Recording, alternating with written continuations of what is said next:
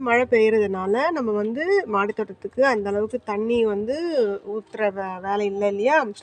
ரொம்ப நாளா வந்துட்டு நம்ம வாழை மரம் வந்து எப்படி இருக்கு என்னன்றத நான் ஒரு வீடியோ போடணும்னு நெனச்சிட்டு இருந்தேன். அது இன்னைக்கு பார்க்கலாமா? வாழை மரம் பார்த்தீங்கன்னா, 2 கண்ணுமே ரொம்ப அழகா வந்துட்டுருக்கு. இலையெல்லாம் சென்டர்ல பாருங்க எவ்வளோ அழகா சூப்பரா வந்திருக்கு. இந்த பாட்டில தான் நான் வச்சிருக்கேன். இது அதுக்கு மேல வளர்ந்ததுன்னா, அது பாட் மாத்தணுமா என்னான்றது எனக்கு சரியா தெரியல.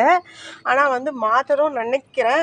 பார்க்கலாம். கொஞ்சம் மழை நின்னதுக்கப்புறம் தான் நம்ம அடுத்த ஸ்டெப் எடுத்து நம்ம பண்ண முடியும். அதுவரைக்கும் இது எந்த அளவுக்கு வருதுன்றத நம்ம வெயிட் பண்ணி பார்க்கலாம். ரொம்பவே அழகா வந்திருக்கு. என்னோட நீண்ட நாள் ஆசை வாழை மரம் வைக்கணும்னு சொல்லிட்டு வச்சாச்சு.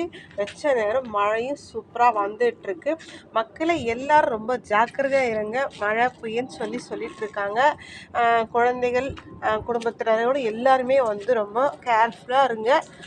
அத்தியாவசிய தேவைகளை முன்னாடியே வாங்கி வச்சுக்கோங்க. மழை நேரத்தில் வெளியே போகாதீங்க ப்ளீஸ் மக்களே. தேங்க்யூ. பாய். சி மக்களே.